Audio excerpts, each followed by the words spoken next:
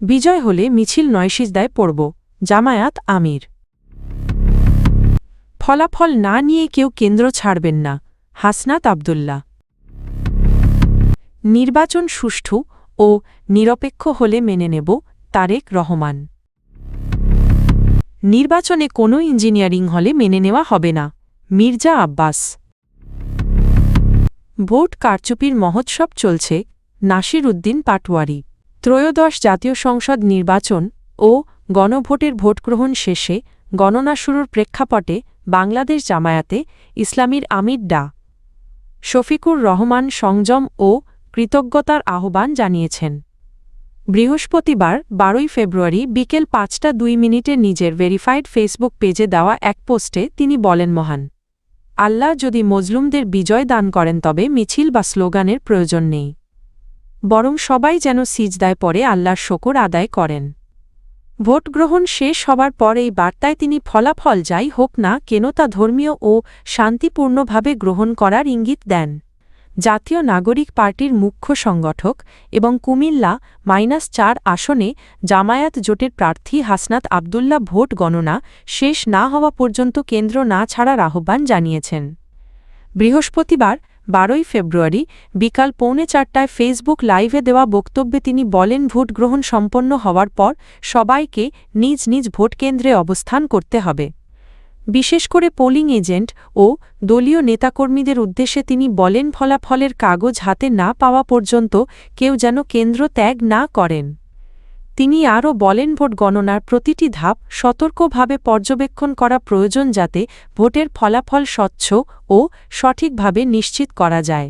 বিএনপির চেয়ারম্যান তারেক রহমান বলেছেন, নির্বাচন যদি সুষ্ঠু নিরপেক্ষ ও বিতর্কমুক্ত হয় তাহলে তা অবশ্যই মেনে নেওয়া হবে এবং সব রাজনৈতিক দলই ফলাফল গ্রহণ করবে। তবে নির্বাচনের দিনে সংঘটিত অনাকাঙ্ক্ষিত ও অনৈতিক ঘটনাগুলো মেনে নেওয়া হবে না বলেও তিনি স্পষ্ট করেন। বৃহস্পতিবার 12 ফেব্রুয়ারি দুপুরে রাজধানীর গুলশানে বিএনপির দলীয় কার্যালয়ে সাংবাদিকদের সঙ্গে আলাপকালে তিনি এসব কথা বলেন। তারেক রহমান বলেন, জনগণই এ দেশের প্রকৃত মালিক। ভোটাররা যত বেশি সংখ্যায় কেন্দ্রে এসে ভোটাধিকার প্রয়োগ করবেন তত বেশি সব ধরনের ষড়যন্ত্র প্রতিহত করা সম্ভব হবে। তিনি অভিযোগ করেন, কিছু মহল ভোটারদের বিভ্রান্ত করার চেষ্টা করছে যা জনগণের কাছে নেতিবাচক বার্তা দেবে। ভোট গণনা বিলম্বের আশঙ্কা প্রসঙ্গে তিনি বলেন, ভোট গ্রহণ দ্রুত শেষ হলে ফল ঘোষণাও সময়মতো হওয়া উচিত। নির্বাচন কমিশন এ বিষয়ে দায়িত্বশীল ভূমিকা রাখবে বলে তিনি আশা প্রকাশ করেন। ভোটার উপস্থিতি সম্পর্কে বিএনপি চেয়ারম্যান বলেন, ঢাকা শহরে তিনি উৎসবমুখর পরিবেশে ভোটারদের স্বতঃস্ফূর্ত অংশগ্রহণ লক্ষ্য করেছেন।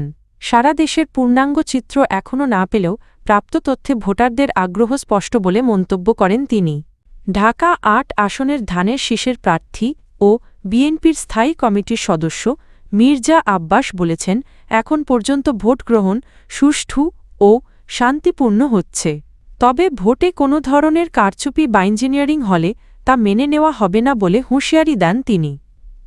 বৃহস্পতিবার 12 ফেব্রুয়ারি দুপুর 12:30টার দিকে রাজধানীর মির্জা আব্বাস মহিলা কলেজ ভোটকেন্দ্র পরিদর্শন শেষে সাংবাদিকদের সঙ্গে আলাপকালে তিনি এসব কথা বলেন। মির্জা আব্বাস জানান, দুপুর 12টার দিকে তিনি নিজে ওই কেন্দ্রে ভোট দিয়েছেন।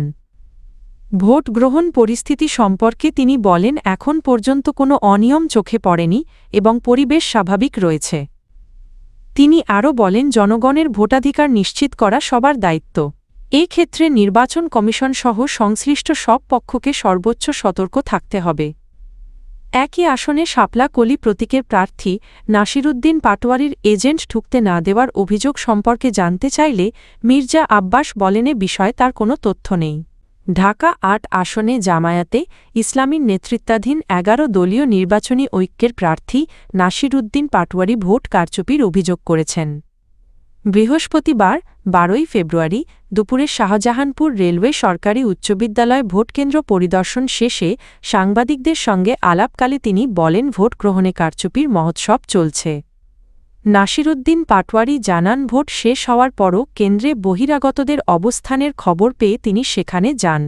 এ সময় তাকে অবরুদ্ধ করা হয় এবং হামলার চেষ্টা চালানো হয় বলে তিনি অভিযোগ করেন। তিনি বলেন সেনাবাহিনীর উপস্থিতিতেই এটি মির্জা আব্বাসের এলাকা উল্লেখ করে তার ওপর আক্রমণ করা হয়। এই সময় তিনি ঢাকা -৮ আসনের ধানের শীষের প্রার্থী মির্জা আব্বাস এর প্রতি নির্বাচন বানচাল না করার আহ্বান জানান। পাটওয়ারি আরও জানান দুটি ভোটকেন্দ্রকে তিনি বিশেষভাবে ঝুঁকিপূর্ণ মনে করছেন এবং প্রশাসনের প্রতি সেখানে কঠোর নিরাপত্তা নিশ্চিত করার দাবি জানান।